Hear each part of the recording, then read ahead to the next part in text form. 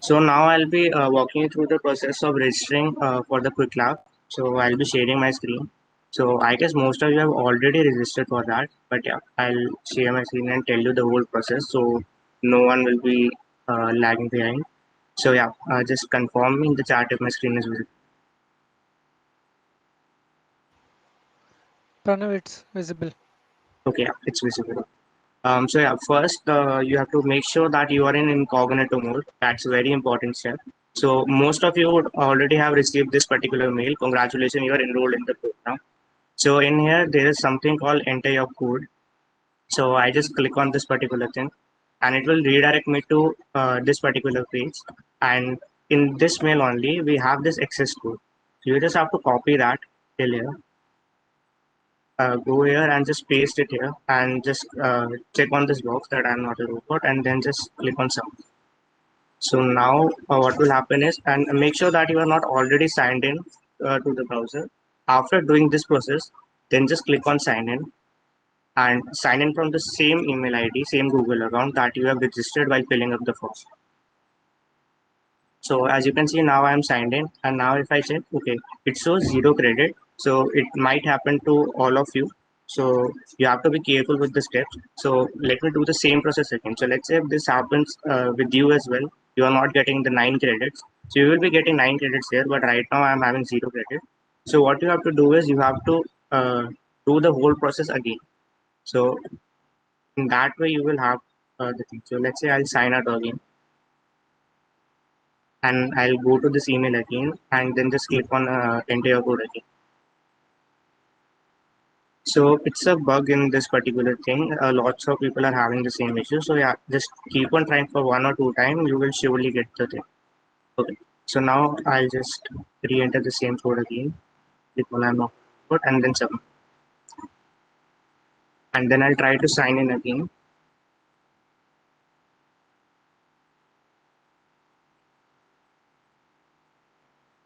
Yeah. Now you can see I have 9 credits. So yeah, the first time it didn't work, but yeah, this time it worked. So after you have received 9 credits, so you can also see that I have received 9 credits.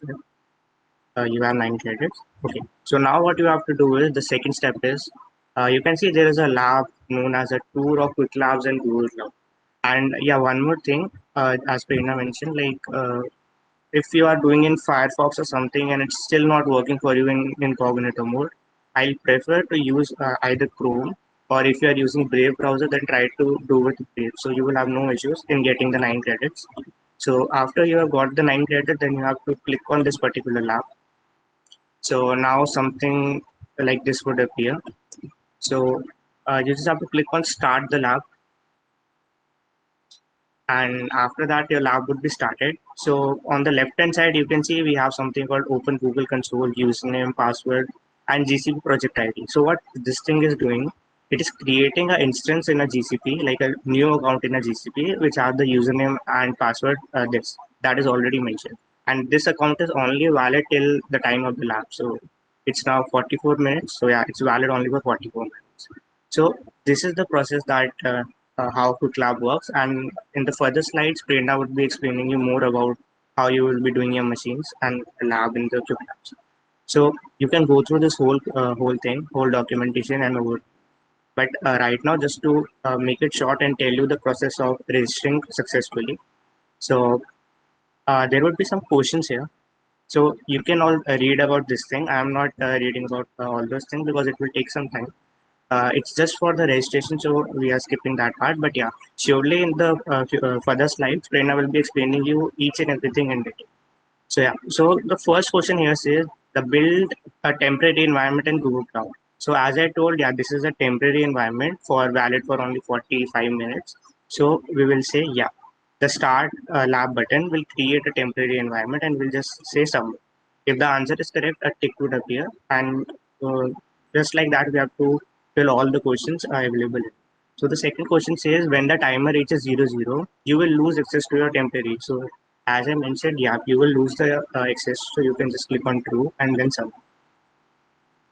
And after that, we have this. Some labs have tracking, which scores your completion of hands-on lab activity. So what this particular means? So let's say if you are doing some lab or something, so it will track your progress Like for example, this tick mark is a progress. So it will add when you end the lab, it will check if you have already completed all the questions and each and every question has a tick mark on it. If any of the question is not attempted or maybe is wrong, then your lab would not be successfully completed. So you can say yeah, true, and we'll just click on submit. And then here, in order to receive completion credit for a lab that is tracking, you must complete the required hands-on lab activity. So yeah, we have to complete all the activities. So we'll just say true. So it's a basic question just to walk you through how QuickLab actually works. So it's not related what you will be learning. It's just how you will be using QuickLabs. So yeah, here is one more thing. Now we'll be focusing on this thing. So it's saying that we have to click on Open Google Console. So what it will do is it will create a temporary instance, as I mentioned already. So this is the username that we'll be using, and this is the same username here, and the password for that would be this. So I'll just copy that and paste the password here, and then it will ask you to accept the terms and conditions. Just click on accept. And now your GCP is already there, and right now maybe it's confusing for some of the people, but you will be like, don't get confused, it's not that complex. Srishti will be walking you through the whole dashboard, like what each and every button do, what each and everything is meant to. So don't get confused. You will be covered in the left further slides. Okay, so now we are going to the further steps here. Okay, so it's talking about the task one. We have already signed up and we have gone through all this process and we are here right now. Okay, so now the thing is saying that we will test your understanding. So first the question is, what field is not found in the left pane? So this is the left pane. So we have open Google Console. Yeah, we have that field. We have project ID. We have that GCP project ID. We don't have the system admin. We just click on that and submit. So yeah, it's a very simple thing. What you are seeing is in the question. So yeah, and then the username is in the left panel, which resembles this. So yeah, it's resemble this. So we will just say true, and then again submit. Okay, then we'll go to this thing. So this question says an organizing entity for anything you build with Google. So we will say username and just click on submit. It's wrong. Uh, Sorry, Google Cloud project. I was wrong here. So yeah, you have to click on Google Cloud project and just click on submit. And next question is QuickLab resources is shared read only with all QuickLab users, which means that you cannot delete or modify it. So yeah, it's you can say set as true and just click on submit, and this will be correct as well. So these are some like maybe 5 to 10 questions that you have to solve mandatory. So while you are doing this process of getting your credit, so as you can see, we have right now 9 credits, right? And 9 credit is not possible to complete the whole lab for the whole 30 days. So they have planned a monthly subscription for you. So in order to get the monthly subscription, we are going through all this process. So yeah, the next question is Quick Lab Resources is the project where you run all your lab and steps. So yeah, we'll say true and submit. Sorry. Not all your lab. So Quick Lab Resources is only for this particular lab. It's saying for all your lab. So I was wrong here. So just click on false. Okay. Now we have to do some practical thing as well.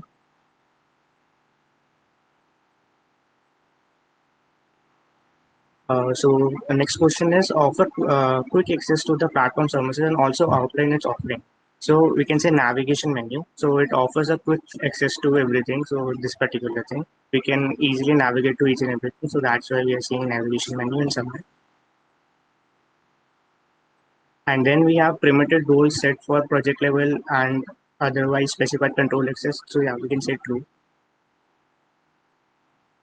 Then we have provide all viewers permission plus permission for action that modify state such as changing existing resources. So we can say editor role. So either you can remember all those things and do that, or you can walk through all the process, read everything that's written here. So right now I'm doing it on myself. That's why few of the questions are also going. But if you read each and everything, you will like know the answer already. So you don't have to worry about that. I'll prefer to you to read each and everything that's mentioned there. So you will not have any wrong answer or something. Okay. So we have this one last theoretical question, then we'll be moving on to the practical thing. Okay, so when you start a lab in QuickLab, you need to enable API in your project to start working. So no, we don't need to enable anything. It's done automatically. So we'll just say bots. Okay. So now moving on to the practical thing. So now we'll go to here and you can see there is some activate Cloud Shell here. So we'll just click on here. It will initiate a Cloud Shell for us. It will take a few seconds depending on your internet connection. Then this prompt will appear and just click on continue. So we just copy this thing, paste it here. Then it will ask a prompt to authorize. Just click on authorize.